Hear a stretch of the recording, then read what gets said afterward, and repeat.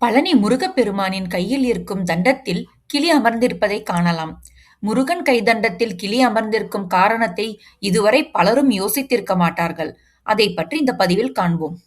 முருகப்பெருமானின் அறுபடை வீடுகளில் பழனி மிகவும் சிறப்பு வாய்ந்ததாகும். இத்தலத்தில் அருள்பாலிக்கும் முருகனின் திருக்கரத்தில் ஏந்தியிருக்கும் தண்டத்தில் கிளி ஒன்று அமர்ந்திருப்பதற்கு பின்னே சுவாரஸ்யமான கதை ஒன்று உள்ளது. வாருங்கள் பார்ப்போம். ஒரு சமயம் முருக பக்தரான அருணகிரிநாதர் மீது பொறாமை கொண்ட சம்பந்தாண்டன் என்னும் புலவன் அருணகிரிநாதரை பழிவாங்க நினைத்தார். அதற்காக சூழ்ச்சி செய்து திருவண்ணாமலை மன்னராக இருந்த பிரபுட தேவராயர் மூலமாக அருணகிரிநாதரை தேவலோகம் அனுப்பி பாரிஜாத மலரை பறித்து வர சொல்லி கட்டளையிட செய்தான் சம்பந்தாண்டன். மன்னரின் கட்டளைப்படி அருணகிரிநாதர் தன்னுடைய உயிரை ஒரு கிளியினுள் செலுத்திவிட்டு தன்னுடைய உடலை திருவண்ணாமலை கோபுரத்தில் கிடத்திவிட்டு கிளியின் ரூபத்தில் தேவலோகம் பறந்து செல்கிறார்.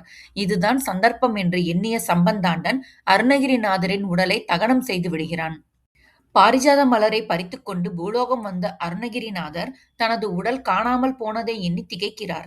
இதைக் கண்ட முருகப்பெருமான் அருணகிரிநாதருக்கு காட்சி தந்து, சாதாரண உடல் போனால் என்ன, உன்னை எனது பக்கத்திலேயே வைத்துக் கொள்கிறேன் என கூறி தன்னுடைய தண்டத்தில் அந்த கிளியை அமர்த்தி கொண்டார்.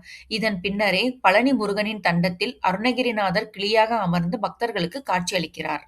அருணகிரிநாதர் முருகன் மீது அளவு கடந்த பக்தியை கொண்டவர். இவருக்காக ஒரு சமயம் முருகப்பெருமானே திருவண்ணாமலை திருக்கோயில் கம்பத்தில் மயிலோடு காட்சி தந்திருக்கிறார்.